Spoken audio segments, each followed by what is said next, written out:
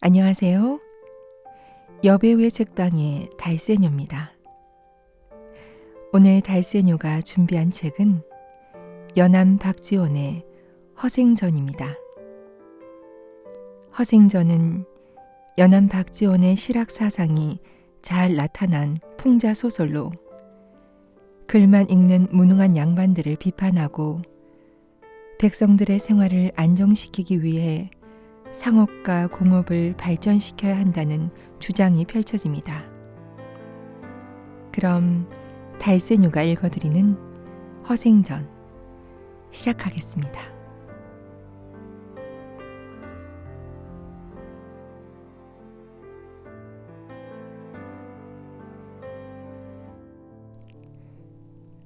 허생은 묵적골에 살았다.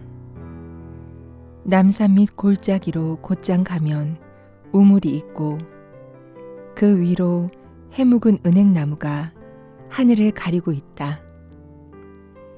허생의 집 살인문은 은행나무를 향해 있고 언제나 열려 있었다. 집이라야 두어 칸 되는 초가집으로 비바람에 거의 다 쓰러져 가는 오막살이었다.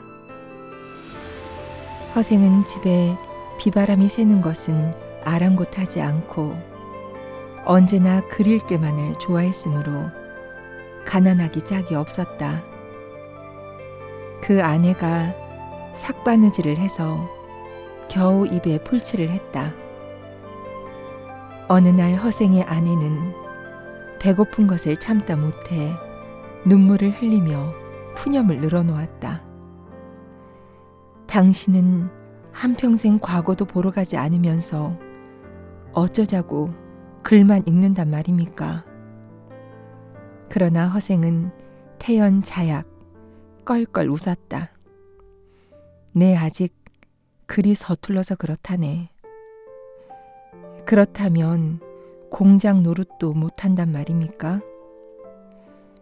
공장 일을 평소에 배우지 못했으니 어쩌오. 그렇다면 하다못해 장사라도 해야지요. 장사를 하려 해도 미천이 없으니 어쩌오. 아내는 드디어 역정을 냈다.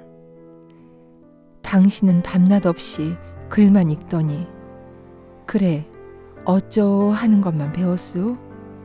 공장 일도 못한다. 장사도 못한다. 그럼 도둑질이라도 못하나요? 허생은 이 말에 책장을 덮고는 벌떡 일어섰다. 애석한 일이로다.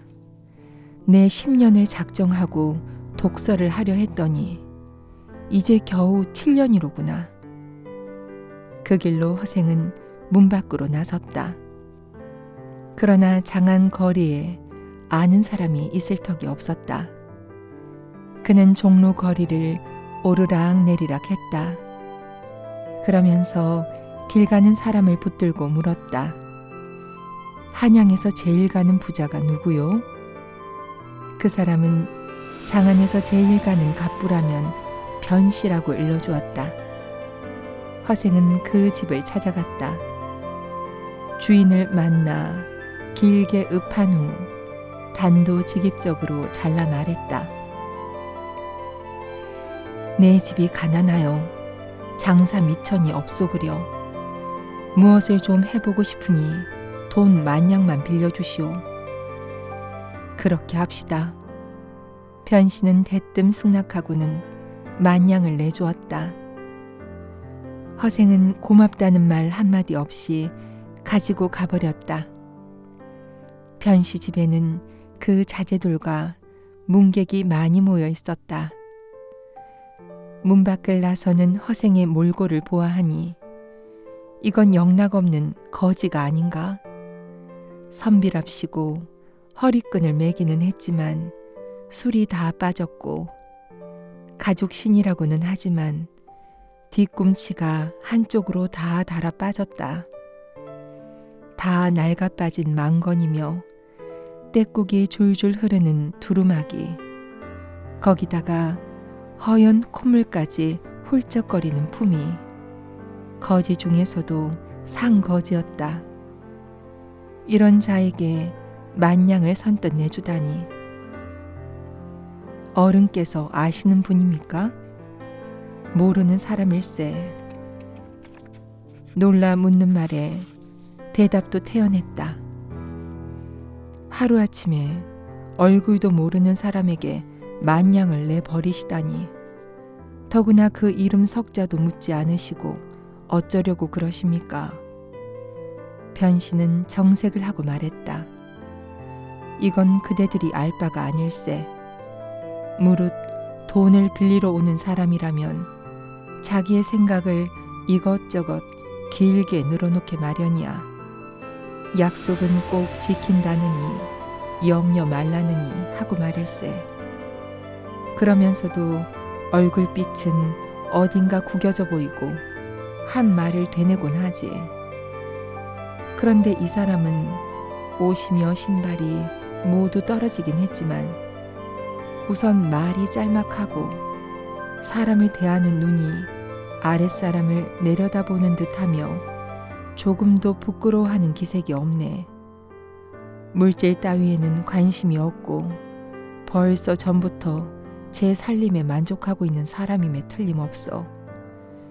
그러니 그가 한번 해보고 싶은 장사라는 것도 작은 일이 아닐 게고 나 또한 그 사람을 한번 시험해 보려는 거야. 게다가 주지 않았으면 모르되 이미 만냥을 내주었으니 구태여 그의 이름 석자를 물어서 무엇하겠나. 큰 장사꾼만이 할 수 있는 말이었다. 만냥을 손쉽게 얻은 허생은 집에도 가지 않고 안성은 경기와 호남의 갈림길이고 삼남의 요충이렸다 하면서 그 길로 내려가 안성의 거처를 마련했다. 다음 날부터 그는 시장에 나가서 대추, 밤, 감, 배, 석류, 귤, 유자 따위 과일이랑 과일은 모두 거두어 사들였다. 파는 사람이 부르는 대로 값을 다 주고 팔지 않는 사람에게는 시세의 배를 주고 샀다. 그리고 사는 대로 한정없이 곳간에 저장해 두었다. 이렇게 되자 오래지 않아서 나라 안의 과일이랑 과일은 모두 바닥이 났다. 대신들이 집에서 잔치나 제사를 지내려고 해도 과일을 구경하지 못해 제사상도 제대로 갖추지 못할 형편이었다. 이번에는 과일 장수들이 허생에게 달려와서 과일을 얻을 형편이 되었고 저장했던 과일들은 10배 이상으로 호가하였다. 겨우 만냥으로 이 나라를 기울게 할 수 있다니 국가의 심천을 알만하구나. 허생은 이렇게 탄식했다. 과일을 다 처분한 다음 그는 칼, 호미, 무명, 명주, 솜 등을 모조리 사가지고 제주도로 건너가서 그것을 팔아 이번에는 말총이란 이름이 붙은 것은 모조리 사들였다. 몇 해가 못 가서 나라 안 사람들은 상투도 싸매지 못하게 될 게다. 과연 허생이 장담한 대로 얼마 가지 않아서 나라의 만건값이 10배나 뛰어올랐다. 말총을 내다 파니 100만금이 되었다. 어느 날 허생은 늙은 백사공 한 사람에게 물었다. 바다 밖에 혹시 사람이 살만한 빈 섬이 있지 않던가? 있습지요. 옛날에 바람을 만나 곧장 서쪽으로 사흘 밤낮을 가다가 한 섬에 닿았는데 그곳은 아마도 사문과 장기 사이라고 짐작됩니다. 꽃과 잎이 저절로 피고 과실이며 오이가 철을 따라 여물었습죠. 그뿐입니까? 고라니와 사슴이 떼를 지어 다니고 바닥 고기들도 놀라지 않더이다. 허생은 사공의 말을 듣고 크게 기뻐했다. 사공이 만일 나를 그곳으로 인도해 준다면 평생 동안 함께 부귀를 누리도록 해주겠네. 사공은 허생의 말을 쫓았다. 이리하여 바람이 알맞게 부는 날을 기다려 동남쪽으로 곧장 배를 몰아 사공이 말한 섬에 이르렀다. 허생은 섬에 상륙하여 높은 바위 꼭대기로 올라가 사방을 바라보고 나서 썩 마음에 들지는 않는 듯 이렇게 말했다. 땅이 천리가 못되니 무엇에 쓴단 말이냐. 다만 땅이 기름지고 샘물이 맛이 있으니 한갓 부잣집 늙은이 노릇이나 할 수 있겠다. 사공이 말했다. 섬이 텅텅 비고 사람 하나 구경할 수 없으니 누구와 더불어 산단 말입니까? 덕이 있는 사람에게는 사람들이 저절로 찾아오게 마련이지. 덕이 없는 것이 걱정이지 어찌 사람이 없는 것을 근심하겠는가. 이때 변산 지방에 수천 명의 도둑이 나타나 노략질을 하고 있었다. 여러 고을에서는 나졸들까지 풀어서 도둑을 잡으려 하였으나 도둑의 무리를 쉽게 소탕하지 못했다. 그러나 도둑의 무리 역시 각 고을에서 대대적으로 맞고 나서니 쉽게 나아가 도둑질하기가 어려워져 마침내 깊은 곳에 몸을 숨기고 급기야는 굶어 죽을 판국에 이르렀다. 허생은 이 소문을 듣고 도둑의 소굴을 찾아 들어갔다. 그리고 도둑의 괴수를 만나 설득하기 시작했다. 너희들 1000명이 1000냥을 노략질해서 나누어 가진다면 한 사람 앞에 얼마씩 돌아가느냐? 그야 한 사람의 한 냥이지. 그럼 너희들에게 1000은 있는가? 없소. 그럼 논밭은? 밭이 있고 처가 있으면 왜 도둑질을 해? 정말 그렇다면 왜 장가를 들어 집을 짓고 소를 사서 농사를 짓지 않나? 그렇게 하면 도둑이란 더러운 이름도 듣지 않을 테고 살림살이하는 부부의 재미도 있을 것이고 아무리 밖으로 나가서 쏘 다닌다고 해도 아무도 잡아가지 않을 테니 얼마나 좋은가. 길이길이 의식이 풍족할 것이다. 누가 그걸 몰라서 그래? 돈이 없으니까 그렇지. 허생은 웃으며 말했다. 너희들이 도둑질을 하면서 어찌 돈이 없는 것을 근심한단 말이냐. 정 그렇다면 내가 마련해 주지. 내일 바다에 나가면 붉은 길을 단 배들이 보일 게다. 그것은 다 돈을 가득 실은 배야. 갖고 싶은 대로 가져가거라. 이렇게 말하고는 어디론가 가버렸다. 도둑들은 하도 말 같지가 않아서 모두 미친놈이라고 웃어댔다. 그러나 다음 날 혹시나 해서 바다로 나가보니 허생은 이미 30만 냥이나 되는 돈을 배에 싣고 기다리고 있지 않은가. 도둑들은 크게 놀라 이건 보통 사람이 아니라고 생각했다. 모두 줄을 지어 절했다. 그저 장군님의 분부대로 따르겠습니다. 그렇다면 어디 너희들이 질 수 있는 대로 가지고 가보아라. 허생의 말이 떨어지자 도둑들은 앞을 다투어 돈자루에 달려들었다. 그러나 욕심뿐이지 제 아무리 기운께나 쓰는 놈일지라도 100냥을 짊어지지 못했다. 100냥도 들지 못하는 주제에 너희들이 무슨 도둑질을 한단 말이냐. 그렇다고 이제 평민으로 돌아가려고 해도 너희들의 이름이 도둑의 명부에 올라 있으니 그것도 안 되고 그렇다면 갈 곳도 없겠구나. 그럼 잘 되었다. 내 여기서 기다리고 있을 터이니 이제부터 너희들은 한 사람이 100냥씩 가지고 가서 계집 하나와 소 한 마리를 구해오너라. 너희들의 실력을 한번 보겠다. 도둑들은 대답하고는 저마다 돈자루를 걸머쥐고 뿔뿔이 흩어졌다. 허생은 2,000명의 식구가 1년 동안 먹을 양식을 장만해 가지고 도둑들이 오기를 기다렸다. 도둑들은 기일이 되자 모두 모여들었다. 허생은 그들과 부인들을 모두 배에 실었다.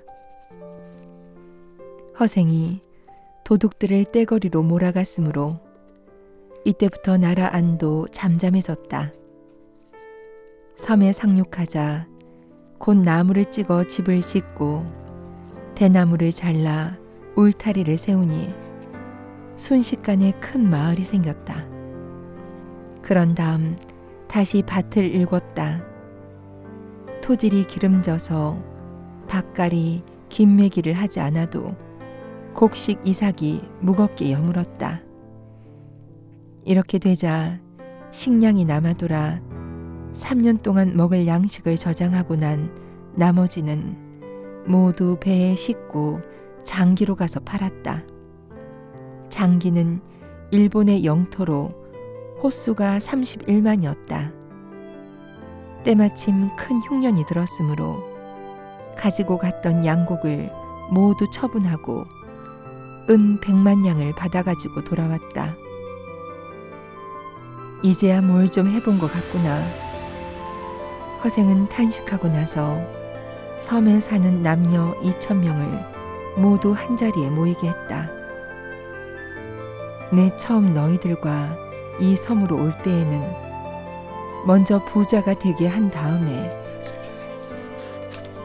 따로 문자도 만들고 옷이며 각 같은 것도 지어 입게 하려고 하였다. 그러나 땅은 좁고 내 덕도 부족하니 이제 나는 이곳을 떠날까 한다. 너희들은 아이를 낳거든 오른손으로 숟가락을 잡도록 가르치고 또 하루라도 먼저 난 사람이면 서로 음식을 양보하는 따위에 덕을 길러야 한다.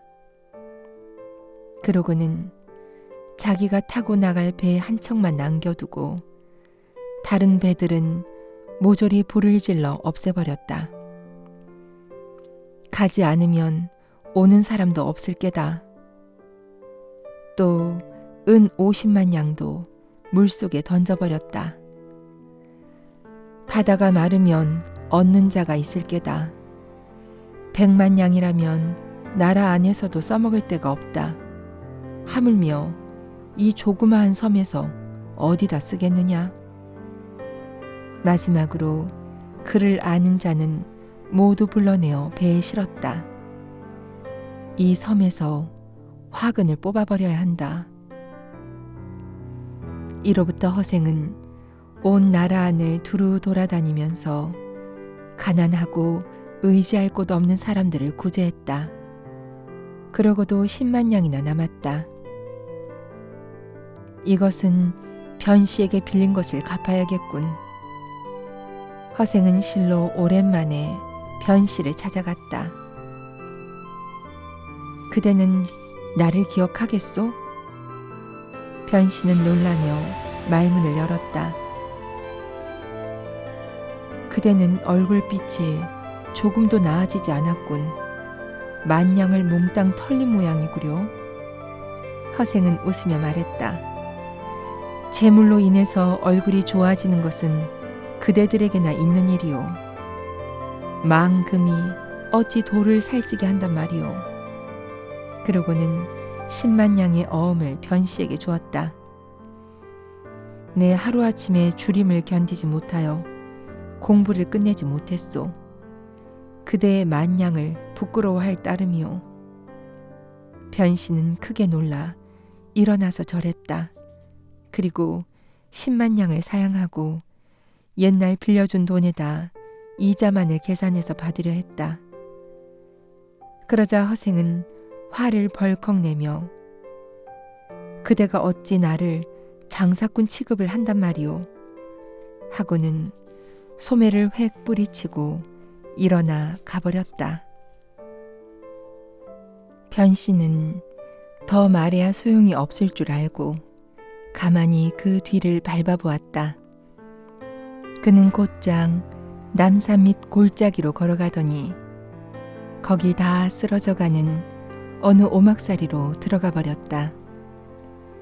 마침 한 늙은 할멈이 우물 위쪽에서 빨래를 하고 있었다. 저 오막살이가 누구 집이오? 허생원 댁이라오. 늘 가난하면서 글 읽기를 좋아하더니 하루아침에 쌀이문을 나선 후로 소식이 끊긴 지 5년이요. 그 처가 혼자 살면서 남편이 나간 날로 제사를 지낸다오. 변씨는 비로소 손님의 성이 허가라는 것을 알고 한숨을 내쉬고 돌아섰다. 다음날 변씨는 허생에게서 받았던 은을 모두 거두어 가지고 오막살이를 찾았다. 그러나 허생은 여전히 사양했다. 내 부자가 되고 싶었다면 100만 양을 버리고 10만 양을 취하겠소? 내 이제부터는 그대의 덕을 보고 살 것이니 그대는 수시로 나를 돌보아 주오. 식구를 계산해서 양식을 보내고 몸을 재어서 무명을 준다면 한평생 그것으로 만족할 것이고 무슨 까닭으로 재물을 가지고 나를 고단하게 만든단 말이오. 변씨는 여러 가지 말로 허생을 달래보았지만 허생은 끝내 들어주지 않았다. 이로부터 변씨는 허생의 쌀 뒤주가 바닥나는 것을 계산하고 옷장 속을 헤아리고 때를 맞추어 손수 날라다 주었다. 그러면 허생도 흔연히 반가워하였지만 혹시 분수에 넘치면 곧 좋아하지 않았다. 어째서 내게 재앙을 물려주려 한단 말인가. 그러나 술을 가지고 찾아가면 평소보다 더욱 반가워하면서 서로 권커니 작거니 취하도록 마셨다.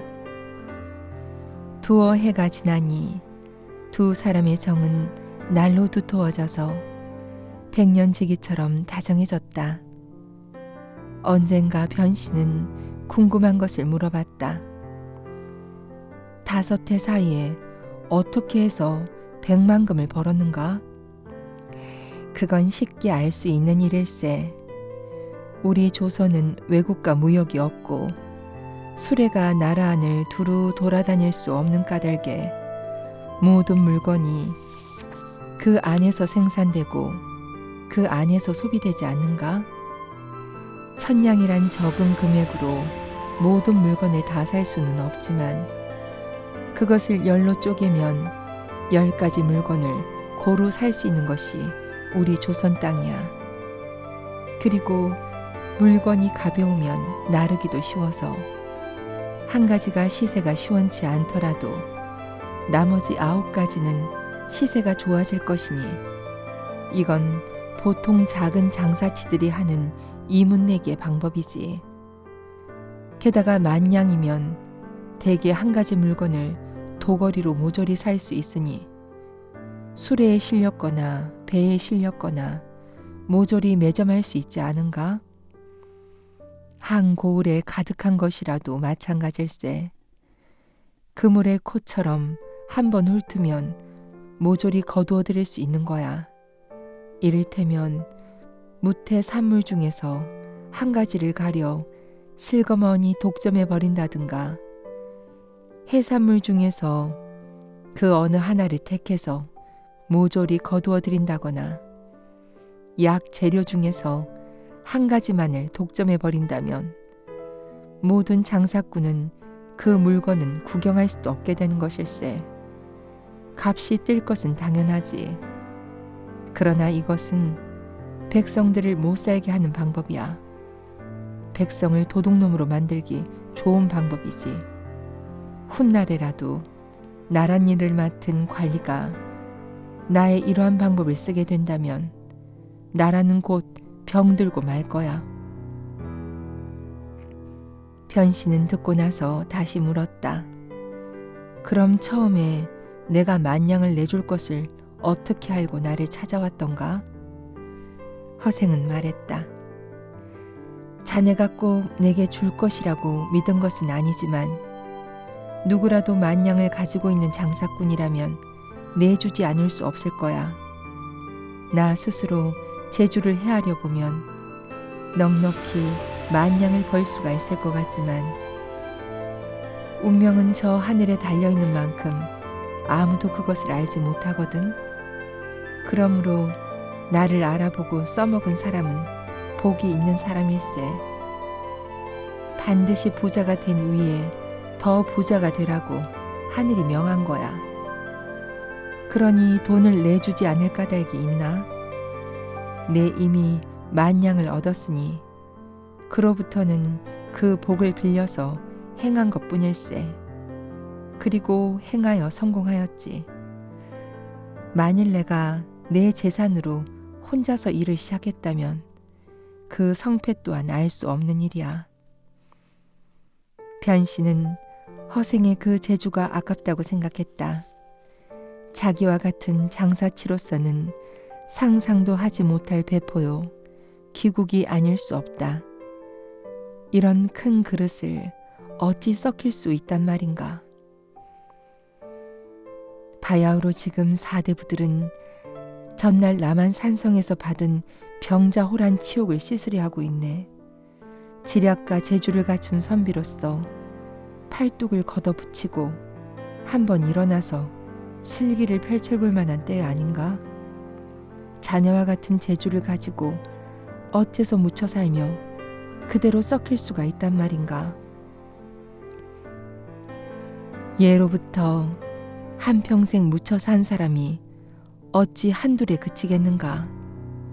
저 조성기로 말할 것 같으면 적국의 사신으로 가더라도 솜씨 있게 일을 처리할 사람이었지만 한평생 배잔방이로 세상을 마치지 않았던가? 유형원은 좋기 어려운 전장에서 수만 명 군졸의 군량을 수송할 만한 재주를 가졌으면서도 들쭉날쭉한 바닷가에서 쓸데없이 소요하고 있지 않은가? 그러니 오늘날 국정을 맡아 처리하는 자들의 기량을 알 수 있지. 나로 말하면 장사에 솜씨가 있어. 그 돈으로라면 넉넉히 9나라 임금의 머리라도 살 수 있었지만 그것을 바닷속에 던지고 온 것은 이 나라에서는 쓸 것이 없기 때문이었네. 변씨는 후하고 긴 한숨을 쉬고는 돌아갔다. 변씨는 전부터 이왕가는 친분이 있는 사이였다. 이공이 마침 어영대장이 되어 그와 더불어 이야기하다가 인재를 추천할 것을 권하였다. 요즘 한간에 기이한 재주를 숨기고 있는 사람으로 함께 큰일을 해낼 만한 사람이 있으면 말해보게나. 변씨는 그제야 생각이 나서 허생에 관한 이야기를 했다. 이공은 그런 인물이 장안에 살고 있다는 소리에 크게 놀랐다. 기이한 일이로군. 정말 그런 사람이 있을까? 그래, 그 사람의 이름이 무엇라고 하던가? 소인이 3년을 그와 가까이 지냈지만 아직 그 이름을 모르고 있습니다. 그 사람은 이인임에 틀림없네. 자네와 한번 같이 가세. 이윽고 밤이 되자 이공은 수행하는 나조를 다 물리치고 홀몸으로 변씨와 같이 허생의 집을 찾아갔다. 말을 타고 가기가 송구스러워 걸어서 갔다. 변씨는 이공을 잠시 쌀이문 밖에 세워두고는 혼자 안으로 들어가 허생을 만나보고 이공이 온 자초지종을 이야기하였다. 허생은 듣는 둥 마는 둥 하면서 말했다. 그대가 차고 온 술병이 나와서 풀게. 그래서 두 사람은 술을 내어 즐겁게 마셨다. 변신은 술을 마시면서도 문 밖에 세워둔 이공이 민망스러워 거듭 이공의 일을 이야기하였지만 허생은 좀처럼 들으려고 하지 않았다. 밤이 이슥해졌다. 그제야 허생은 말했다. 손님을 불러볼까? 이공이 들어왔다. 그러나 허생은 일어나 맞이할 생각조차 하지 않았다. 이공은 몸들 바를 몰라 하다가 마침내 나라에서 어진 일을 구하고 있다는 자기의 뜻을 말했다. 허생은 손을 휘저었다. 밤은 짧고 말은 기니 듣기에 지루하군.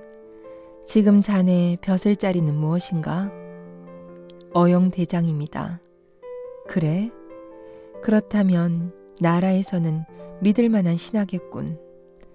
내 와룡 선생을 청구할 테니 자네가 임금에게 청하여 상고 초료를 하게 할 수 있겠는가? 이공은 머리를 떨구고 한참 동안 생각하고 나서 말했다. 어려운가 합니다. 그 다음의 일을 듣고자 하옵니다.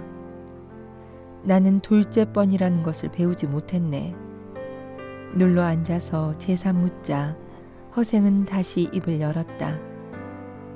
조선이 옛날 그들에게 입은 은혜가 있다고 해서 많은 명나라 장졸들의 자손들이 도망하여 동쪽으로 온 후로 또도리에 외로운 호라비 생활을 하고 있네.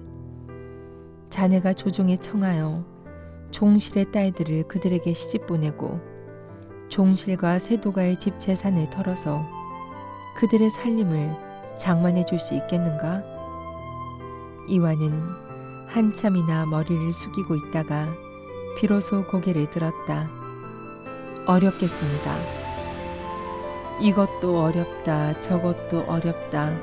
그럼 할 수 있는 일은 무엇인가? 그럼 아주 쉬운 일이 있으니 자네가 할 수 있겠는가? 원컨대 듣고자 합니다. 허생은 말했다. 대체로 대의를 천하에 외치고자 한다면 먼저 천하의 호걸들과 교분을 맺지 않으면 안 되네. 또 남의 나라를 치고자 한다면 먼저 첩자를 쓰지 않고는 여태껏 성공한 예가 없었네. 지금 만주 땅에는 천하의 주인이 들어앉아서 스스로 중국 사람과는 친하지 못했다고 여기는 터일세.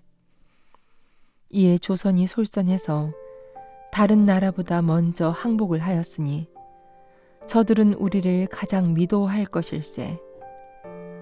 이제 우리가 우리 자제들을 파견하여 학문을 배우게 하고 벼슬도 하게 하는 등 옛날 당원의 고사를 따르고 상인들도 자유로이 내왕하도록 해달라고 한다면 그들은 우리의 청을 기뻐하며 허락할 것일세.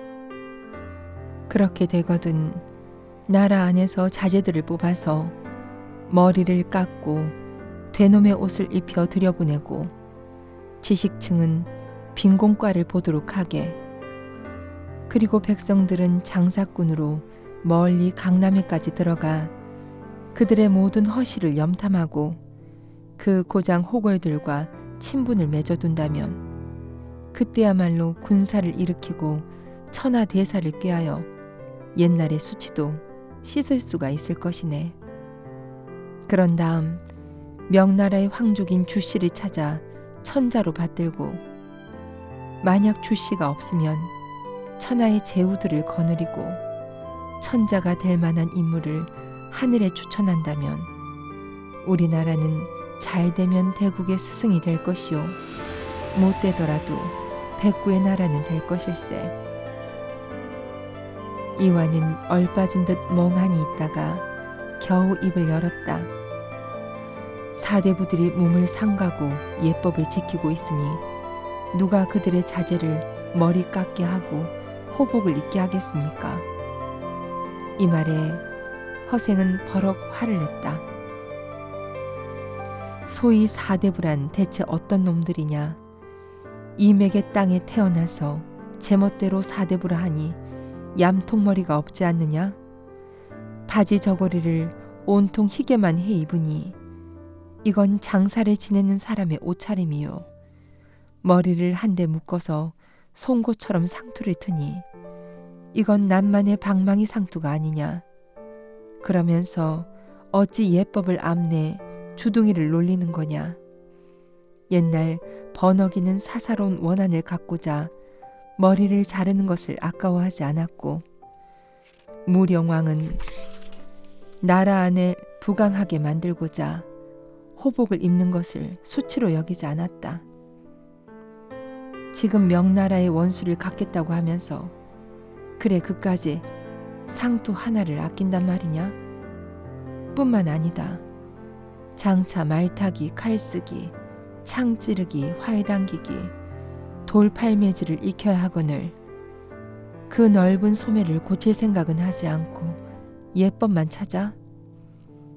내 비로소 3가지를 말했으나 너는 그중 1가지도 못한다 하면서 그래도 신임받는 신하 노릇을 한단 말이냐? 이런 놈은 참수하는 것이 옳다.